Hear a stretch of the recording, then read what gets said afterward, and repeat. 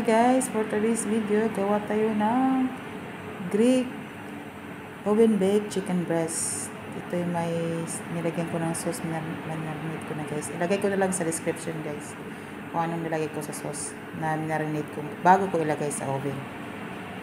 Okay guys. At ito na guys.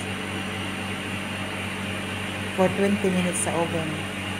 360 Fahrenheit ang lakas ng apoy. Ito yan, 20 minutes yan. Ito na siya.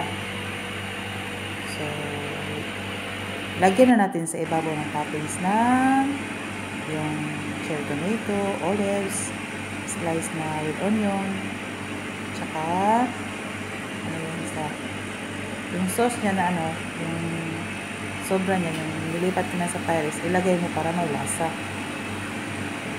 Para magkaroon siya ng lasa guys, ilagay mo ulit yung sauce. Hindi naman lahat.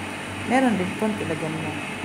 Tsaka yung pinaka-last na toppings natin guys, yung ano, feta cheese. Pwede rin kayong gumamit ng low-fat feta cheese. Depende sa inyo kung anong cheese sa gusto. Pero dito, Greek kasi.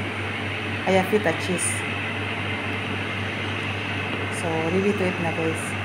So, that's all for this video guys. Thank you for watching and don't forget to subscribe my YouTube channel, Magdalhay Inspired. Huwag kalimutan pinutin ng bell para updated kayo sa bago kong video. Daghang salamat. Thank you very much. God bless everyone. Thank you sa always support.